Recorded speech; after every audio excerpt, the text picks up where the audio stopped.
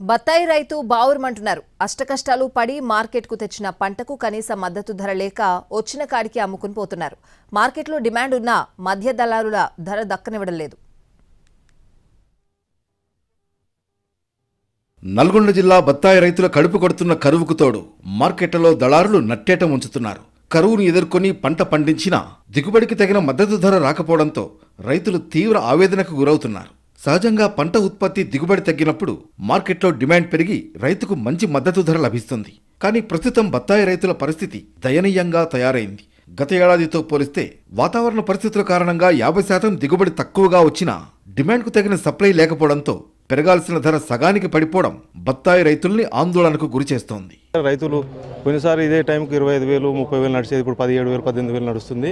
ఇప్పుడు ఈ ఆర్గనైజర్ కూడా శ్రీనివాసరెడ్డి ఒక వ్యవసాయ రైతే ఇబ్బంది పడి అందరినీ సంఘటితం చేసి ప్రభుత్వం దృష్టికి తీసుకురావాలన్న ఉద్దేశంతో స్వచ్ఛందంగా ఈ నిర్వహించింది సదస్సు.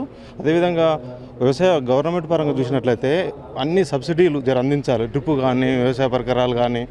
గత ఏడాది ఇదే సమయంలో టన్నుకు 25,000 వరకు మద్దతు ధర లభించగా ప్రస్తుతం 13,000 నుంచి 17,000 మధ్య ధర పలుకుతుండడంతో రైతులు ఆవేదనకు గురవుతున్నారు.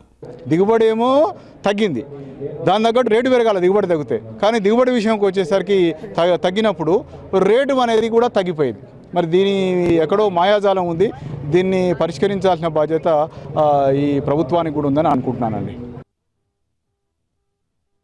నల్గొండ జిల్లా కేంద్రంలో ఏర్పడిన బత్తాయి మార్కెట్ మూతపడడంతో పాటు ట్రేడర్లు చేతులెత్తేయడంతో రైతు జీవితం రోడ్డెక్కింది.